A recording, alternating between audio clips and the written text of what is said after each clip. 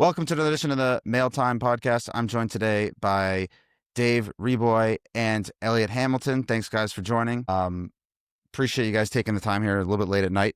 I wanted to get started. There's been a number of pretty groundbreaking things in the last 72 hours or so.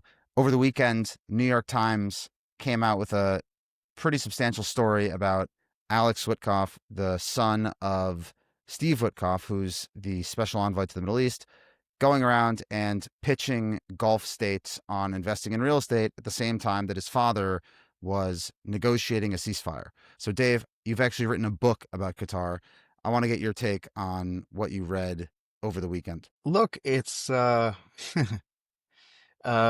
can you say? It came out around the same time that we just found out that the former U.S. ambassador to Qatar is now going to be working for a Qatari, you know, whatever tech company, which is a very sly way of evading ethics rules, which prevent former ambassadors, former diplomatic personnel from taking up positions working for foreign governments. And this is another one of those loopholes that just coincidentally these guys fall into.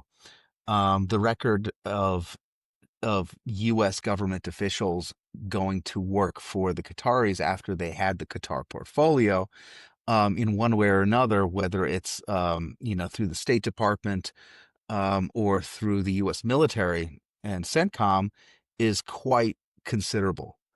And this is, it's a massive instrument of influence. And frankly, we're doing this to ourselves. I think in the case of Witkoff, it's a huge. Uh, I mean, it's the biggest conflict of interest that one of the bigger conflicts of interest that I've ever seen, only rivaled by the Trump family's own conflicts of interest when it comes to the Qatari state. So, I mean, I think it's really bad to expect that these guys are not getting anything for their money.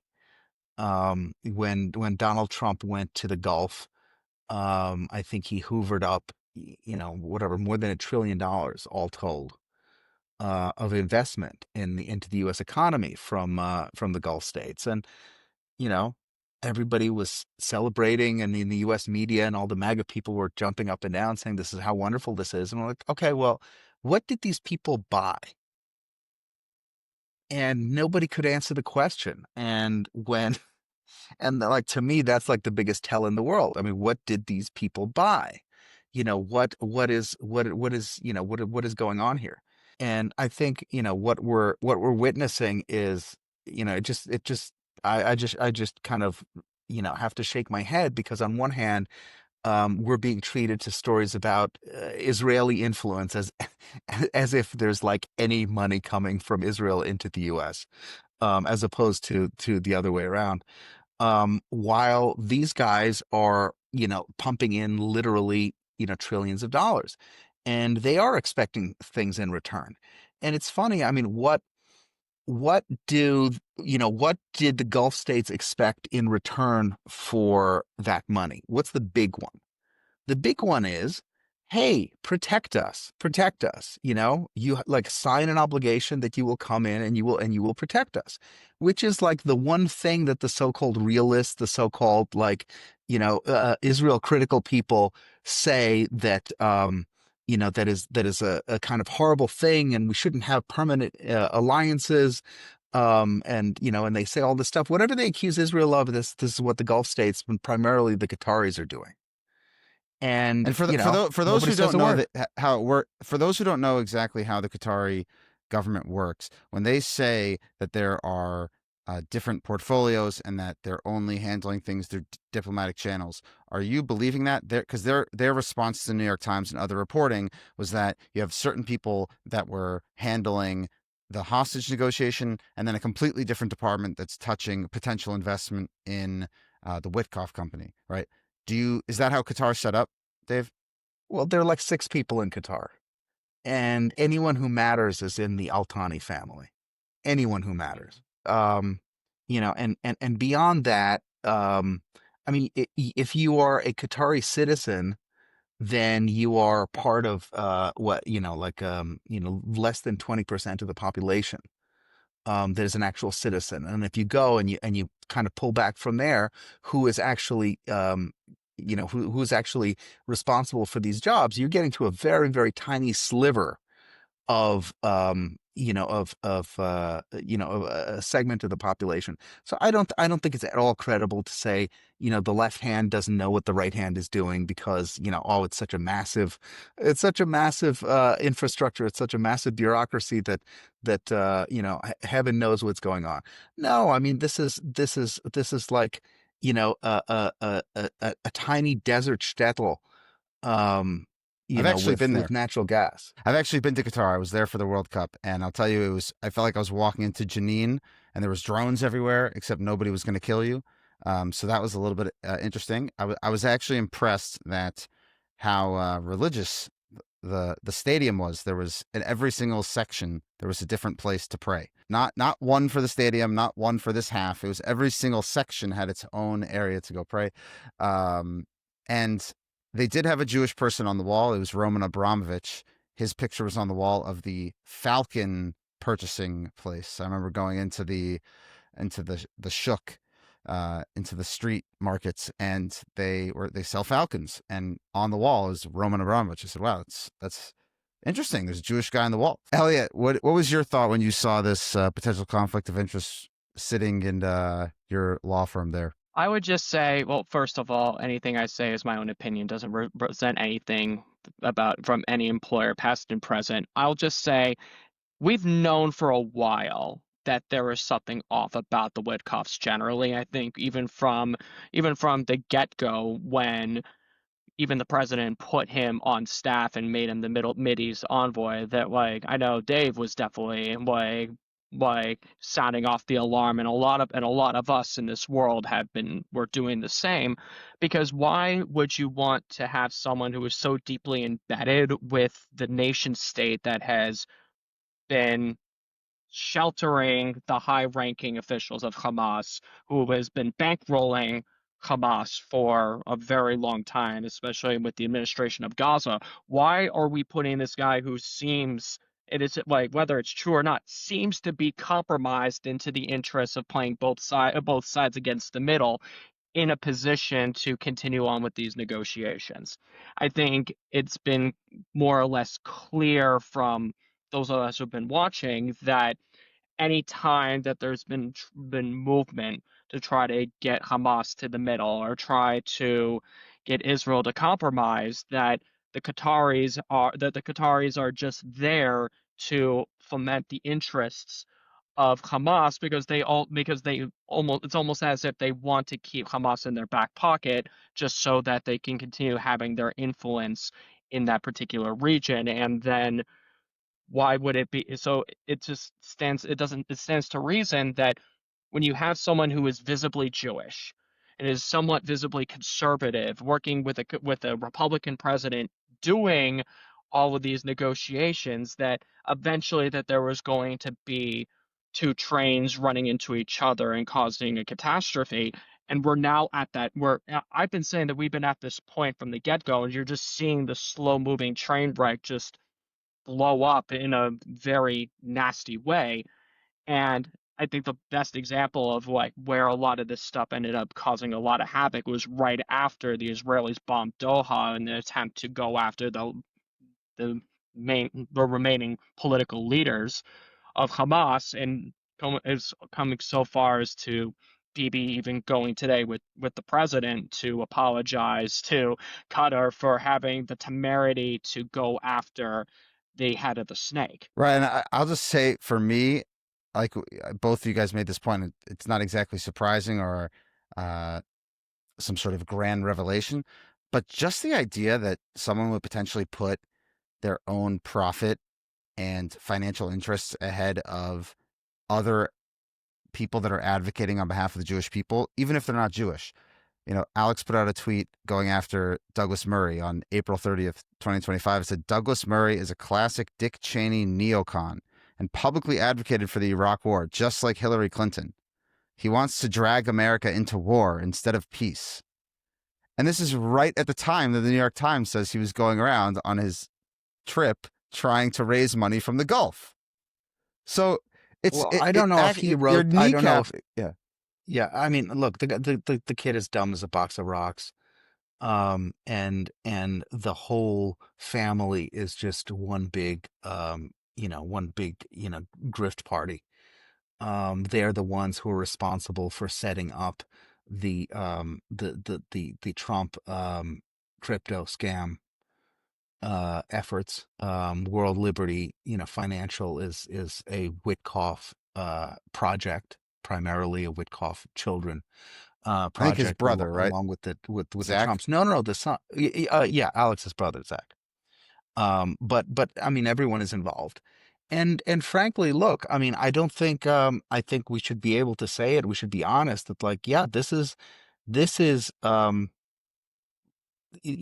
potentially graft on a scale that the United States has not seen before, just because of the nature of how crypto works, the nature of how these particular deals are made. We have absolutely no transparency into how much money they're making, what they're being paid off to do, who's paying them off, and on and on and on. I mean, they've figured out the cheat sheet, the secret code to to doing this, and it makes Hunter Biden, it makes all these people look like pikers. And when I saw that, when I saw that, I was like, well, there's nothing that we in, like, let's say, the pro-Israel advocacy community outside can do to dislodge the Witkoffs from the Trumps, because we can't compete and offer to make him several $100 million, um the way they can from nothing. So that's just that's just what it is. It's sadly, it's the price of doing business. And what the crazy part is, the really crazy part is, considering all of this stuff, this is still the most pro-Israel US administration. um you know considering considering kind of what Israel is up against, in terms of all this. And I have to say, I mean, at the end of the day, I think 99% of it is owed to the fact that Donald Trump has, Donald Trump is Donald Trump, and he is non-ideological. Yes, he's absolutely susceptible to being bought. Of course he is, TikTok and this and that. I mean, there are countless examples. However, at the end of the day, he has like a moral compass, and he does have instincts about things. And he's instinctively pro-Israel. He's instinctively anti-Iran. Um, he's instinctively anti-Hamas and anti-Islamist. And the way the Qataris and some of these other folks get away with manipulating that is, is that they play the tricks. And it's the Qataris were very, very good at playing these tricks, specifically before October 7th. For the last 10 years they've been playing it. I mean, when I wrote my book, and prior to that, when I was speaking out about Qatar years ago, I used to get a lot of resistance from Israelis and from a lot of people in the pro-Israel community. And they used to say, well, they're trying, and and the Israelis would say, well, yes, they're not perfect, they're not great, we understand, but hopefully we can move them in the right direction with these inducements. And if we don't talk to them, how are we going to negotiate with, like all of the rationale that ended up really evaporating for normal, sane, reasonable people after October 7th. All that stuff was used. All those rationalizations were used so as not to look at Qatar too closely. I mean, remember, Alan Dershowitz was a big, Alan Dershowitz was taken on junkets to Doha, and right, he with came with back with Mort Klein, right? with Mort Klein, exactly, and several others. And you know who was part of that original group with Mort Klein and Alan Dershowitz? You know who? Joey Alaham. Yes, and Nick Muzzin and Steve Witkoff. That was the first appearance of Steve Witkoff with the Qataris, even prior to the Park Lane Hotel deal.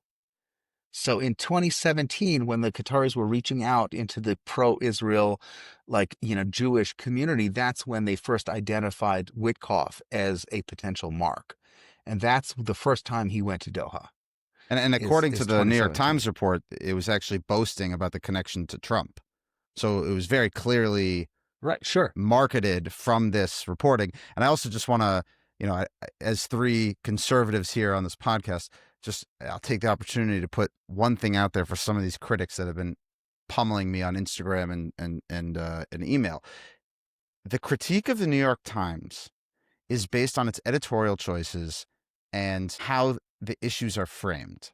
But if you're going to make a critique of the New York Times on a business piece, they are not just inventing, they're not colluding with sources and creating fake documentation that would expose them to massive fraud and a massive lawsuit. So saying it comes from the New York Times, so therefore it's dismissed, you clearly do not understand the legal process that goes into a business section article that's being written and being looked over by probably 10 sets of lawyers' eyes and all sorts of editors and everything like that. So I just want to put that out there for the trolls that have been going at me saying that I'm somehow now like pro Al Jazeera because I quoted the New York Times.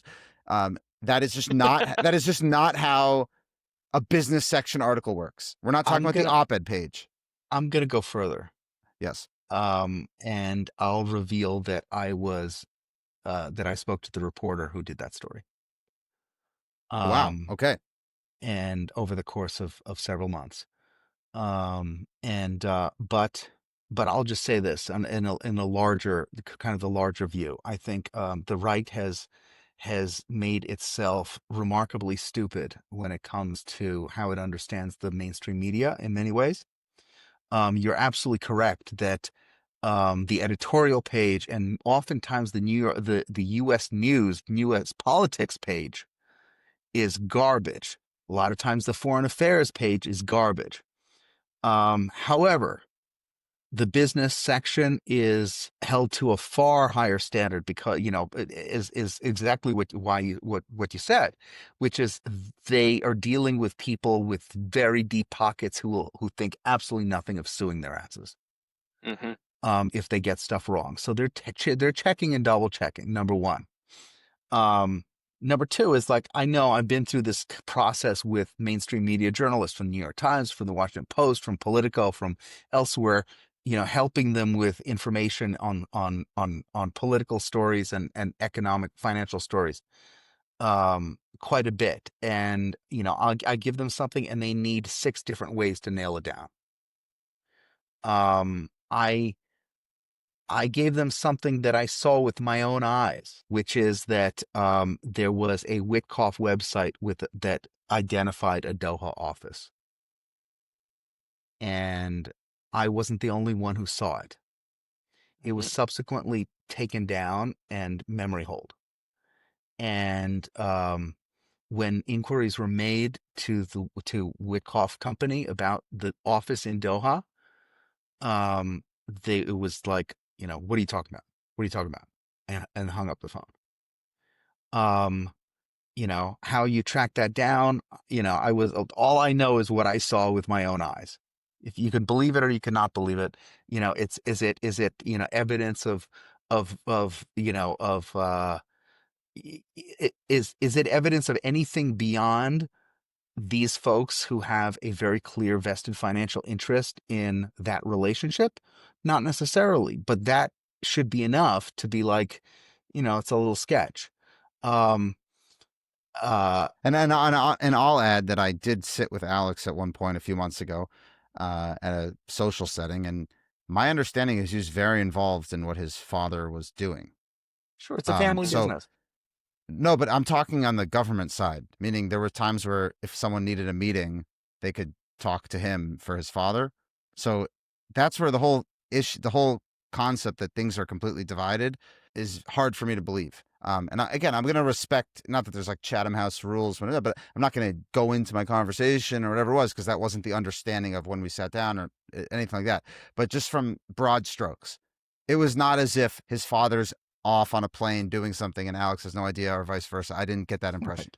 Right. So No, of course. it No, wasn't like, no. oh, there's an eye.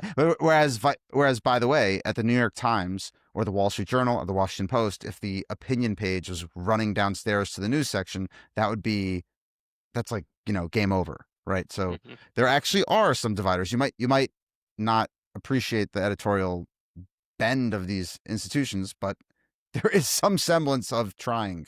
Yeah, look. I mean, Mhm. folks on the right don't want to hear this, but I tell them, I try to give them their medicine anytime I'm able, and I'll do it again now. Which is that I mean, I've been in this business a long time, and the people who call me frequently as a source, 99.9% of the time they're in mainstream media. They're Wall Street Journal, Politico, New York Times, and Washington Post. And they do that not because necessarily I'm going to give them anything like, I'm going to give them, dirt on, whatever. They do that because they're actually professional reporters in the sense that they know how to cultivate sources and work a beat. I say, like, okay, how many conservative journalists do I know as friends? Dozens.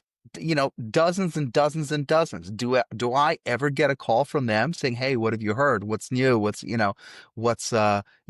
I heard this. Can you tell me more about this?" And I realized, like, these people just aren't very good at their jobs. Like, they think that their job is to be a stenographer for the administration. Oh yeah, now you've got me going here. But Elliott, I'll let you. Okay, Elliott, I'll let you take a hack at this first before I chime in here. What are your thoughts on that? I mean, I'll just say, just as a legal matter, like, unfortunately, we live in a world of New York Times v. Sullivan, and when you have to deal with the actual malice standard, and like Dave's right, you have to, if you're gonna go after a business with deep pockets, if you can't corroborate every little tidbit, every kernel of information without some form of documentation that like adds to it, then you are more likely to get nailed by a lawsuit as a result of it. I think, and I agree that when you deal with these like high rate reporters, you have to treat them with the respect that they're due, because like whether we like it or not, those journalists are there because they know how to dig deeper into a story and not divulge divulge a lot of information. And like, they're not perfect about it, but they try their level. A lot of them try their best to take the ideological blinders off. And I think what made this particular piece so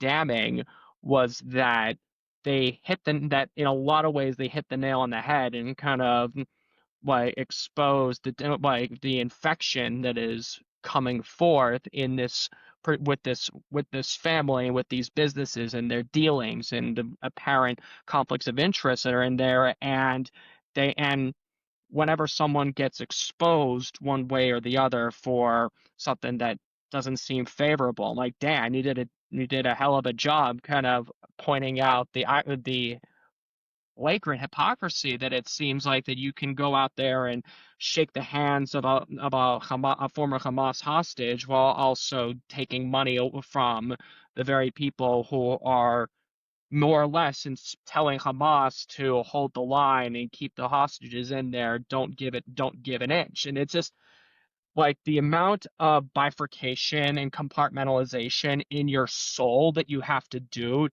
that. Like, I hope that he goes through the bidoy and pounds his chest so hard that that it ends up like coming out his back, because I can't imagine the type of moral rot that comes out of there. Yes, and for those who are unfamiliar, on Yom Kippur is coming up. You're going to talk about repenting or returning to God. I'll say this on your point there, Dave, and you touched on it a bit, Elliott. I actually am very fearful for the American right, and I've seen this just because I've been covering and trying to see what's going on in Israel as well on the Israeli right. You're saying you should use the word stenographer. It's the stenography. It's the complete lack of actual journalism. It's the basically just if I'm friends with this person or if my friend is on the board of this organization or knows this politician, I can't say anything negative. It's a disease and it has really horrific consequences because what's going on now is you have all of these organizations, politicians, public figures that have just been going through life with essentially no scrutiny from an actually intellectually curious place. Because what happens is that if you take Israel, for example, if Haaretz writes a piece and it's an opinion piece and it's attacking someone, they say, oh, these are the lefties at Haaretz, so we're just going to dismiss it because they love Hamas. So, okay, bye. And then you don't actually engage in any of the substance. So is there anything that's of merit in the piece? Nope. Came from Haaretz. No, can't do this. Oh, came from Al Jazeera. Great. But the truth is that I think the worst of this is the Jerusalem Post, because the Jerusalem Post named Alex Witkoff one of the inspiring Zionist leaders like less than a week ago. And this comes out. Where is your statement? Where is your reconsideration? Where is any sort of reporting on this? They put one article out there and everything. You're not actually serious because you are just writing what you think will get you ad dollars or will get you some sort of popularity. These Yes. awards are purchased. Yeah. Okay, yes. But what I'm saying is even on like the opinion side, there's no journalism going on. All I'm asking is to ask basic questions. Like if someone, and unfortunately there's multiple cases of this, but if someone goes out there and they tell a story of being a hero on October 7th and they have 7 different versions of the story, none of which makes sense, none of which even make sense based on their own public footprint of things they've put out. Like if someone says they were in, down south at 10 p.m., yet you have a Zoom call of them online, ads on a Zoom at the same time. Or if someone says they rescued 750 people and they have a car that fits 5 people and you just do the math about how many trips it would take, like, why is this not covered? I just don't understand. So, and I'll say something else because, like, let's make it no secret, of course, that we are probably 3 of the biggest critics of the American Jewish left. And we are as quick as anyone else, from the ADL to the federations and the JCRCs, all downward. To quote Dan Mael, these organizations don't know a Jewish value if one smacked them in the face. We have a hard time going after our own within our own little movement because yes, we are a minority within the American Jewry regarding Jewish conservatism, and we try to keep and play nice and everything along those lines. But when you have circumstances where yes, there is some rot and there's an infection that is being fomented, unfortunately, by people who are otherwise our allies, I think it is a moral imperative to shine this light and have these open conversations, because unless we are able to kind of have these conversations and police our own, then kind of to a point that I'm sure we're going to talk about sooner rather than later, is that it seems like that we're all speaking the same message and that there's no internal criticism, that there isn't some sort of nuanced approach to how we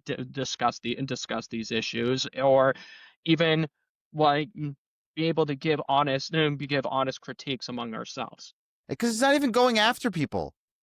If you're a public figure, and I just posted this because people were sending us, if you're Alex Witkoff and you are going around taking pictures, promoting your father, promoting yourself next to released hostages, doing all these things, saying, I put on these grand events, look at me, I'm worth so much money, I'm doing all this stuff. It is not inappropriate to challenge what a public person does publicly, or what they do and try to hide it from the public eye until the deal is announced. Like that. I'm sorry, this is not going into someone's house and spying on their conversation at their kitchen table. These are public figures. And for whatever reason, the media, especially when it comes to the conservative and stuff like this, it's not actually doing its job. And I'm actually very nervous about what happens. going forward, because you have this false perception where a lot of people think that they're actually getting honest coverage because, oh, we can only trust, these few publications. But at the end of the day, you really can't. And it's very, very scary to me that this is a reality, because you can't even establish a fact, because now and that goes, it kind of leads into the other thing I wanted to talk about with you guys, which is this Charlie Kirk letter that was just published by the New York Post, right? Because there's so few mainstream institutions that people trust, especially on the right, because now, it's fake news, everything's fake news. You've now opened the door for these podcasters. And then when they go nuts, or they take Qatari money, or they do something else, like Candace Owens, Tucker Carlson, they're now getting hundreds of millions of views on some nonsense about Charlie Kirk getting potentially offed by Israel. And then, even the letter, right? Benjamin Netanyahu holds up the letter and says, I just received a letter for, a few months ago. And Candace Owens speculates that it's being used as propaganda. We're not actually seeing the letter. So release the letter, release the letter, release the letter. And the letter came out. It's a beautiful letter. It's written with love and a real criticism. It's actually what we're complaining the media does not do. He's saying what you should do better. There's nothing that just because you have a criticism does not mean that you hate the person. It's wild. But what was your thoughts when you saw the letter, Dave? Yeah, I mean, look, I see stuff like that, and I'm glad that they released it. On one hand, on the other hand, too, it's not going to matter, because the right is in a post-truth place. I think a lot of things came together to bring us here. But I'm really sad. I'm really torn up about it, actually, because I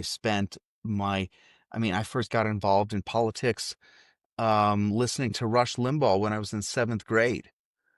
And this was 1989, 1988, when he was first on the air in New York, and when very few people knew who he was, and he was recommending National Review and the American Spectator, and I was a kid, and I said, okay, I'm going to subscribe.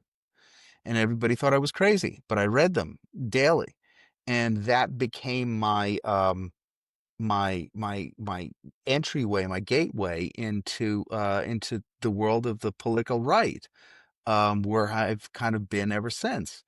And the last couple of years, I have to say, like, I've been very, very troubled.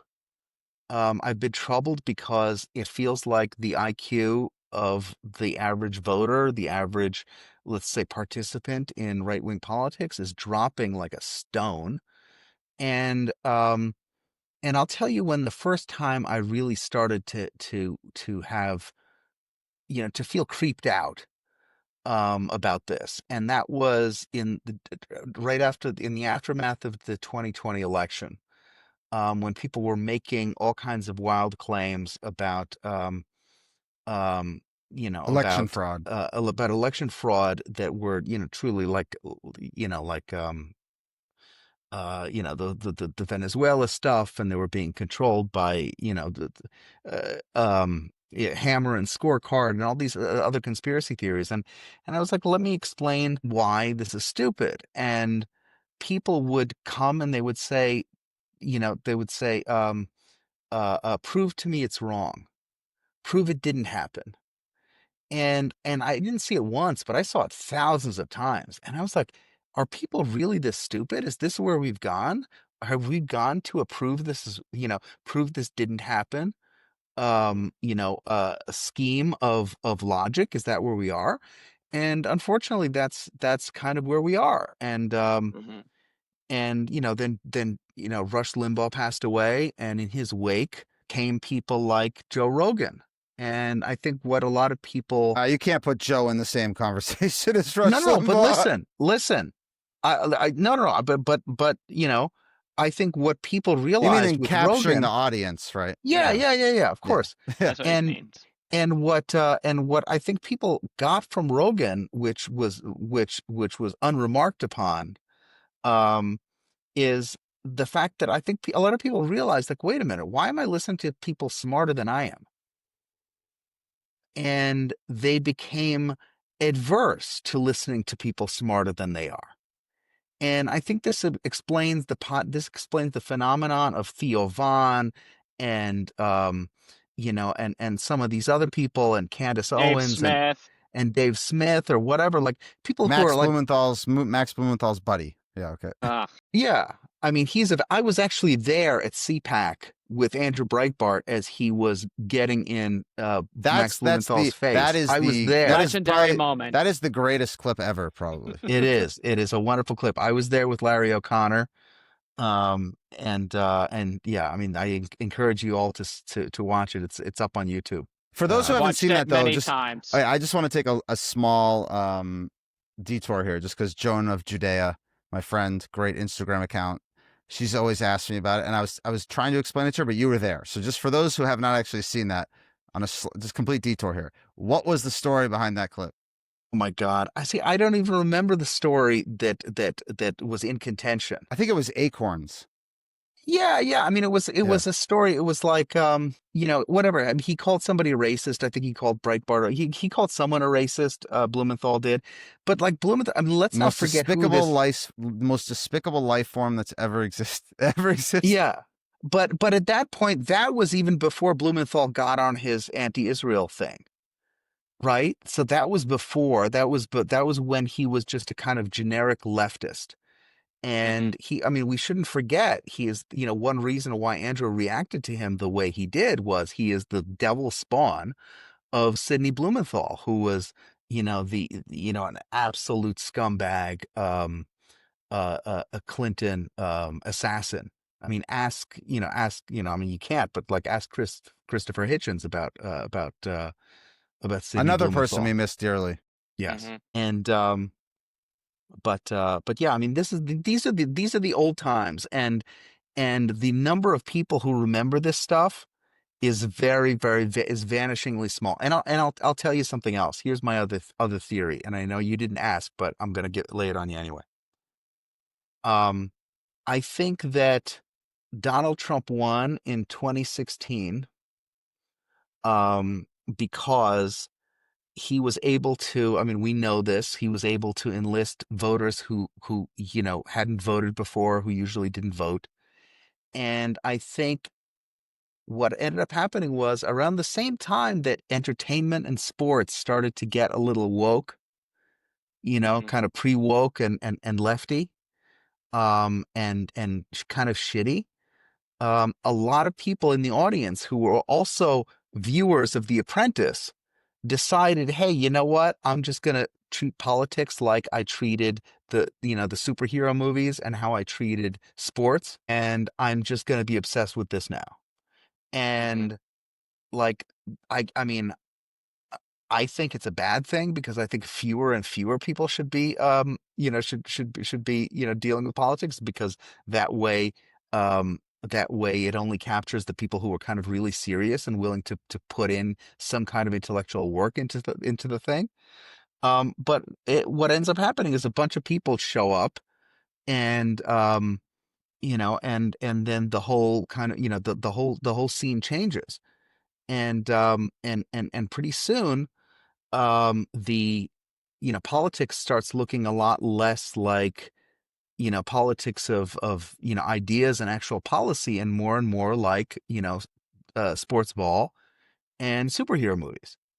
And that's and that's where we are. And sadly, there have been all kinds of polls over the last 15, 20 years or more about media consumption on the left and media consumption on the right. And the truth of the matter is the story that it tells is very sad. People on the right listen to podcasts, and they listen to podcasts by, mostly stupid people. And people on the left still read. And, that's something that I think folks on the right should be deeply ashamed of, and they should seek to change. There's a reason why there's no, really good New York Times, Vanity Fair, New Yorker type journalism on the right. And the reason why is that it would have no readers. because the audience is just not there for it. And, Well, let me push back on the reading thing just yeah. for 1 second. I agree with the sentiment, but you say like a post-truth right. At the same time, you had the left nominate justice for the Supreme Court who could not determine what a woman was, right? So is it exclusively a right-wing problem, do you think, or do you think it's a society-wide problem? No. Look, it's a societal problem. It's definitely a societal problem, but just in terms of where let's say, in terms of where the base is and what these priorities are, I think that the delusions of the low information voters on the left and the low information voters on the right are very different character-wise. Like just tangibly, the things Right, that they of get course. obsessed with are very, very different.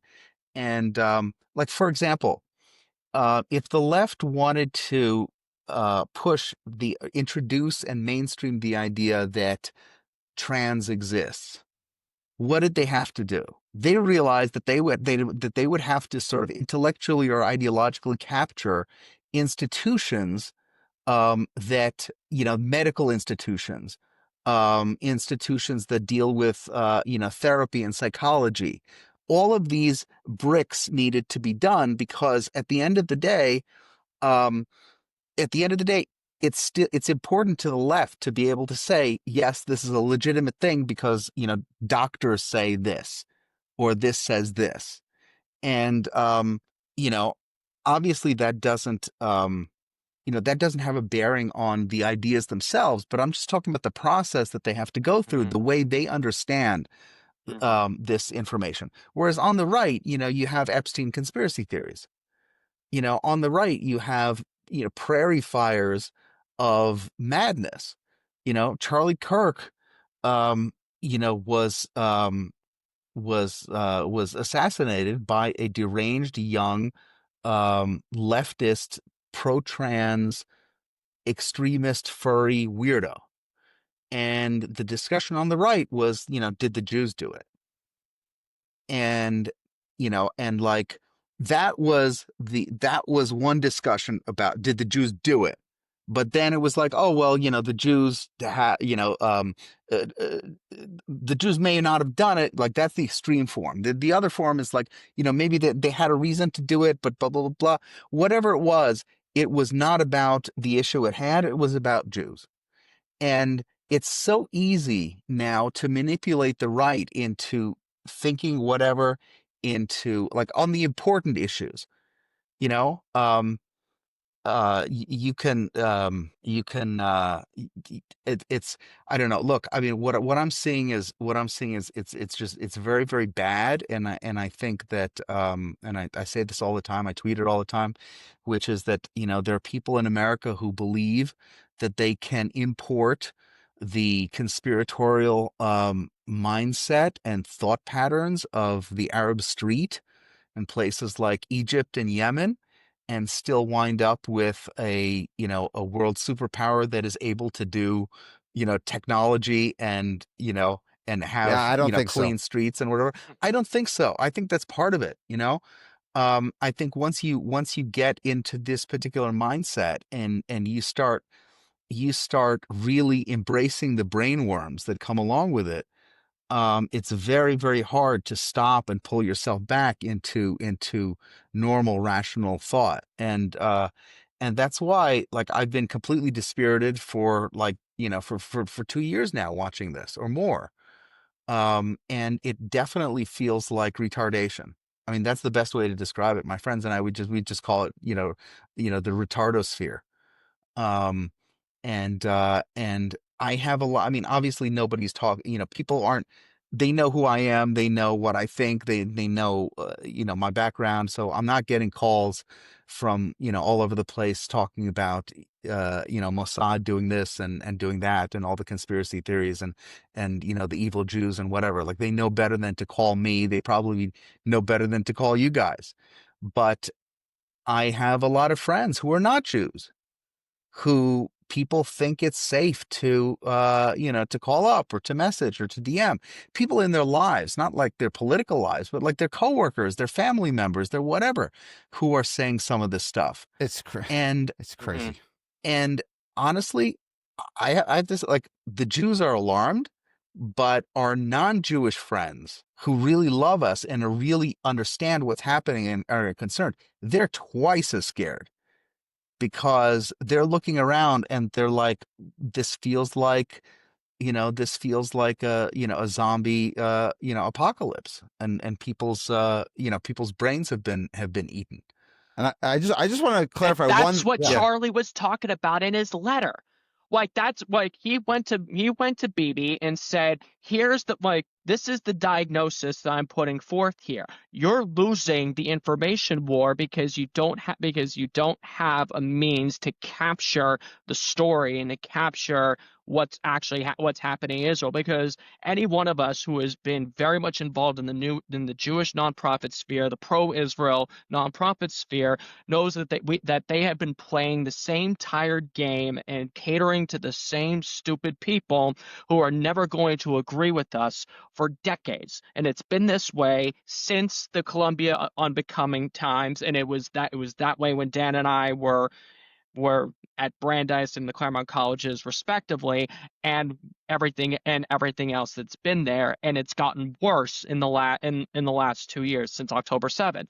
And where you have people like Charlie, who is like his biggest skin in the game is not because of his and because he's not going to be considered he's not going to be the target of anti-Semitism, but he took it upon Wait a himself sec. Yes, he to was. The Groypers put a yarmulke on his head. The Groypers okay, said, "You say a positive yes, thing about Israel, you're a Jew." okay, Like, it's okay, crazy. okay. Yes, they made him out to be the Jew in the conservative movement, but it's not that you know what I'm saying, Dan. Yes. Like of course it's just but the point is that he took it upon himself to say, I'm a proud Christian Zionist. I love this. I love Israel, and I am concerned about where things are going. And this entire letter should have been, in my view, it wasn't going to be the penicillin that cures the bacterial infection in the mindset of the Israeli government trying to figure out the best way to frame the issue and everything, because unfortunately Palestinian Arabs since Arafat, and who was paid for by the KGB, have been manipulating this entire nonsense for decades. So it's hard to kind of claw back on that end of it, but at least try, especially for the younger generation, with people who are going out there and making the case.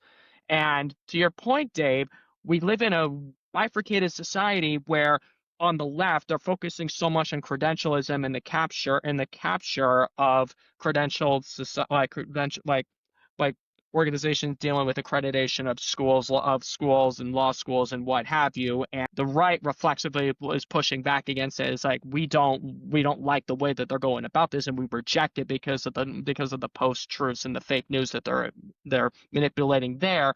But a lot of the response to your point is that they're turning to the people who don't have any of those credentials, and they throw it out with the bathwater to say, okay, they are spinning fun ideas. They're being edgy. They're saying things that are taboo. Then they're going into that because, to your point, because again, the most low IQ people and voters in this country tend to really love culture, and like those who end up following the Hollywood nonsense and all that, like those who fall into that and care so much and read People magazine and care about like who Angelina Jolie is with at this particular time. Those are the types of low IQ people who will buy into a lot of this entertainment nonsense, and they will like latch on to the people like Joe Rogan and Theo Vaughn and Dave Smith and Candace Owens, and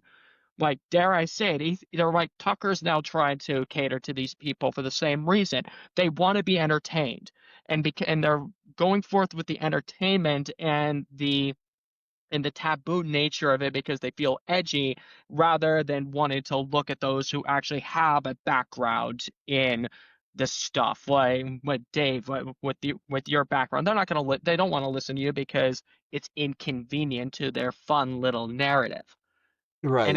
it's a continued problem with the right, where we definitely need to have people who have the knowledge and the experience and just the like going back to Alex Witkoff going after Douglas Murray. Why go off on someone who has literally been on the front lines and studying this, studying this stuff and reporting on it and been on top of all this just because you're going to cater to the whims of idiots? It's not even just making a critique of him. He actually said that he wants to drag us into war. So you're basically saying this person is trying to you're destroying the interests of the United States, and you are going to set mothers are going to have to bury their sons because of his policies. But I think there's also a thread here that's also, it goes back to the accountability thing, because if you actually examine some of these people that are making the claims about Israel being involved in the whole Charlie thing, and they say Charlie's under pressure from donors, let's just actually unpack that for 1 second. You have people like Dr. Bob Shillman, Doctor of Philanthropy, right? He's giving money to an organization that's supposed to be pro-America, pro-Western values, pro-Western civilization. And he turns around and he has Tucker Carlson, who's been putting Daryl Cooper on his podcast, and Dave Smith and George Stephanopoulos' crazy sister, and all these people, right? And you're saying, why am I donating money that I earned, that I worked for? Why am I donating money to have this kind of garbage put on a stage that I'm now associated with? So as a free market person, he's saying, I earned this money. I don't think I want to participate with an organization that platforms this insanity. Find someone else who wants to do that, but I would rather my money go to something else. They're like, look, oh my God. He's a Jew. It's because he's a Jew. Because if a Jew gives money, that's the problem. If a Jew doesn't give money, that's the problem. Right. Because it's not. I was trying to rationalize the thing. It's like if you gave money for cancer research and they decided to go to Vegas, you could say, I don't want to give money to this organization because they go to Vegas with the money. They don't research for cancer. So if you're giving money to something and you don't want to hear Dave Smith, who gets his information about Israel-Palestine from Max Blumenthal, God bless you. You don't have to give money to that. Like what? I don't understand. Yeah, I mean, look. They turned the last TPUSA shindig into what? It was Megyn Kelly, it was Steve Bannon, it was Candace Owens, and I'm forgetting who else. Tucker. And it was just I'm sorry, it wasn't Candace, but it was Tucker, and it was just Dave Smith debated Josh, debated Josh, but like. It was just from the podium. It was just nonstop. Like, hey, based on nothing. And this is why, I mean, just get on Megyn Kelly for a second. I don't know if you saw Ben Shapiro on Megyn Kelly in regards to Epstein and Mossad. I did not. Did you see that? I did not. Totally worth watching. Okay. Because you can, if you watch that, you can see the frustration on Ben's face because he's making, normal, decent points, and he's being met with like absolute nonsense that on any other issue, she would be like, no, this is crazy. There's just absolutely no evidence for this. This is ridiculous. But on this issue, she's like pushing it, and you start to wonder why, like why, like, are you, make the case here for why you think it is legitimate, why you think there's any evidence for this, and let's go, and we'll push it back and forth. But when there was an attempt by Ben to push it back and forth, she was just like, she was just kind of, she was stuck, and she was stuck in like nowhere, like, hey, could be, I don't know, just asking questions. Can I just ask questions? Well, it's like, I mean, how come it's always the Jews that are the subject of, can I ask questions? Can I ask questions? I mean, what, I mean, the answer is like, sure, you can ask questions, but those questions should be related to reality if you're here to inquire about reality. If you're not here to inquire about reality, if reality is unimportant to you, then sure, that's what asking questions are all about. You could ask the most absurd bullshit questions. But like when Tucker Carlson had Daryl Cooper on, right? And then the second Israel attacked Iran, Daryl Cooper said the United States should commence airstrikes on Tel Aviv, right? So it is completely logical for someone to say, why is this person who calls him the greatest historian in modern times, why is that person, Tucker or Daryl Cooper, being invited onto a show if that's the bar that you have for your intellectual curiosity, right? And that's not an unfair question. This is not trying to silence or tell you who you can or can't be friends with. You're just saying, I'm a little bit disturbed that Candace Owens is seen as a legitimate voice. I'm a little bit concerned that Max Blumenthal was actually referred to as a journalist. And I haven't, like, that's a sentence that Megyn Kelly said. And I'm just saying, I'm confused how that became a sentence. Like, Max Blumenthal is not a journalist. He's many things. He's actually very talented at what he does, but that's not journalism. That is promoting foreign interests to try to attack Israel and Jewish people and conservatism because he's a scumbag. But yeah, I mean, he's a scumbag pimp for whoever kills Jews. Right, and he's good at that. Yeah. Okay, but he's not a journalist. What is this? Like, right? Yeah. Look, I mean, it's ridiculous, and you can find. I mean, what they have kind of successfully done is to and look and Charlie Kirk absolutely gave this a hecture. He absolutely said, made this a legitimate thing. To I and I think he was I think it was disgusting for him to do it, which is he was like, oh, okay, we can agree to disagree on, like, whatever, Jews being evil, Israel being evil. Because they always use it, they always enter this thing, and Tucker enters this thing. It was like, oh, I'm just having a foreign policy conversation. Can't we have a foreign policy conversation? Well, the trick is that it's never a real foreign policy discussion, because none of these people have any idea of foreign policy. Because if you say this is a foreign policy discussion and you start talking about the war, the World War III coming, and BRICS attacking the United States and destroying America because, blah, blah, blah, blah. Like, you have no standing to have a foreign policy discussion. That is obviously not what's going on, if that's where you're coming from. And,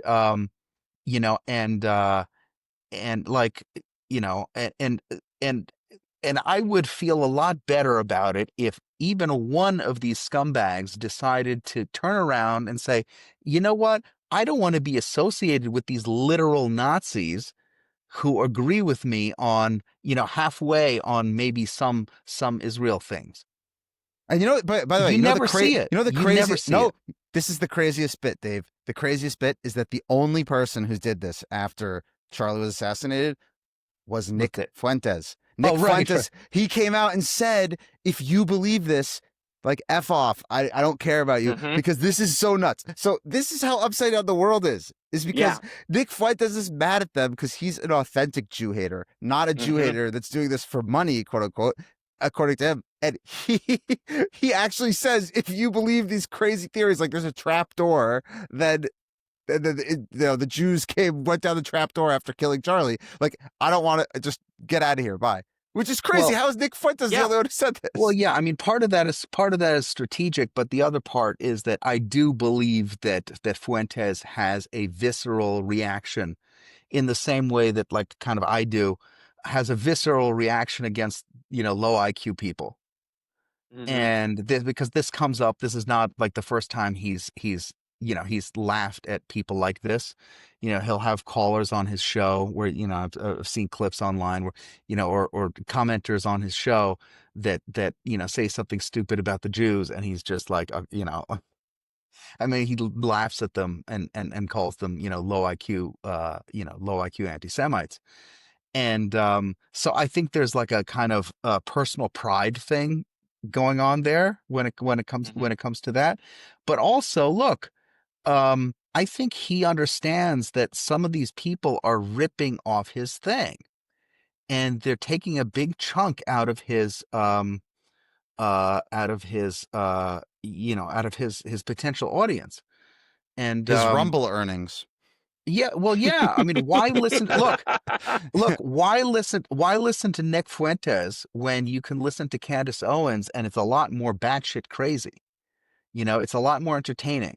It's why the listen? entertainment value. Everything's Right. about entertainment. Yeah. It's all about the impressions because if you get a lot of impressions on X, you get money. Like it's whack. It's all very sad. And I think just I'll put a bow tie on the Charlie thing for 1 second. I think Charlie's theory probably was just that the biggest tent possible is for MAGA and for the president's agenda. The biggest tent possible will allow the president to push forward his policy as much as possible. I think that's probably the working theory. It's a very scary reality that this includes neo-Nazis and people that are promoting Yeah. outright conspiracy theories. Right. Dennis So Prager, sorry, no, but go like ahead. I was Go just gonna wait quickly on that event. Like even Dennis Prager, like when talking to Meghan, like first public appearance that he's made since his accident, and may he be well. He's an incredible man. I just want to say that on there. Like Dennis, we miss you. But I will say that he ended up pointing out that even William Buckley managed to push out the John Birch Society and it took courage to do that because unfortunately at the time the conservative movement, the Republicans and conservative movement they needed to try to win back the electorate and they wanted to try to win over the war of ideas and we don't, and it's to your point, there isn't someone who's going out there to tell the people at Turning Point USA is like, we love what you're doing. We appreciate all the great work that they have done because it's unmistakable what the movement has done, and we want the movement to succeed. But if you're gonna, but in my view personally, and who cares what I have to say generally, in Charlie's memory, and this letter is a great example of where he ended up standing on this issue, is that in order for Judeo-Christian values to flourish in the United States, you need to protect the Judeo aspect of it as well. And it is so easy. It is so easy to go after us as the pariahs for a whole host of different reasons. And the left wing and the radical left has done numerous damage, joining with the Islamists to make our lives a living hell. We don't need this type of nonsense coming from the right. And it takes courage that unfortunately a lot of these organizations don't really want to have because again you want to try to get the tent as large as possible and I understand that to a point but but we're We can at a agree that it shouldn't crossroads. include neo-Nazis. well, Correct. so in the old days, so getting back to Birchers and Buckley and some of these other folks and Joe Sobran and Pat Buchanan and on and this dynamic of banishing these people, and I get it, but at that time it was these people were being set out by Buckley et al. For two reasons. The first reason is because they're crazy. And at the end of the day, you can't have a coherent political movement with, large numbers of people who are crazy. I think, Buckley certainly knew that. A lot of people understood that, and I think it's true. The other reason was that, was that like, crazy doesn't sell to the electorate. It turns off people, it turns off normal people. And I think the problem that we're having now is that second part is in contention. Mm-hmm. I'm not sure if it turns off normal people because I think we may be that far gone. And if we're in a situation where it's not turning off normal people and I mean, I see the responses, what people on X who will shoot back and they'll reply whenever I'll lament stuff like this, and they'll say, "Well, what are you going to do? You're going to vote for Mandani? You're going to vote for, Yeah. you're going to vote for the Squad? What are you going to do? You're stuck between a rock and a hard place." And you know, and it's really it's really sobering and depressing to think like this. And it's like, I mean, sadly, we have a whole host of this I know we're talking about, the Jews and the right and this particular thing, but it's very easy to forget that this is a society-wide problem having to do primarily, I think, with technology. Hmm. And it's not only this issue, it's so many other issues. We have a massive problem with, men and women, dating and falling in love and staying married and having kids and families and, all of this, this stuff that has been unbelievably impacted negatively by technology, by social media, by, the apps, by everything. And there's really no part of life that it doesn't touch. And this is unprecedented for us. We don't know how to deal with it. And and it's very easy to kind of get obsessed with this particular issue. And yeah, like, for us, I mean, I think it's important. I think it's important for anybody to be concerned about about this particular issue. But like there are many others that are just like this, where you have large numbers of people, millions and millions of people whose brains are being fried on a variety of different issues. I mean the trans, the epidemic of kids going trans is nothing but a social contagion phenomenon. I mean, I don't think it's that different than, the pro-Palestine stuff. I don't think it's that different than, the anti-Semitic stuff that we're seeing. I mean, it's a function of the technology, and we don't know how to deal with it. Um, and one alarming thing that I've been thinking about a lot lately is that we see these polls, and again, like, you can start with how people feel about Israel, or take any other issue. And and they say, well, there's a problem in the youth when the youth, don't want to get married, or the youth think there are 72 genders, or the youth support Hamas, or the youth blah blah blah. And when we think it's confined to the youth, but it's not actually confined to the youth, because now the degeneracy actually goes up, and it goes up, and it affects the older generation within, 6 months, within a year, within 2 years. In the same way that you'll go and you'll see, 45, 50-year-old woman, and she's posting like a tween on Instagram, because it's the social contagion of what it is, and whereas, in the old days, we wouldn't have even considered that this was a thing. Like, I wasn't aware of how, um, I don't think any of us were sufficiently aware of how strong the effect and potent the effect of this technology is, specifically social media, and its ability to break brains on a fundamental level.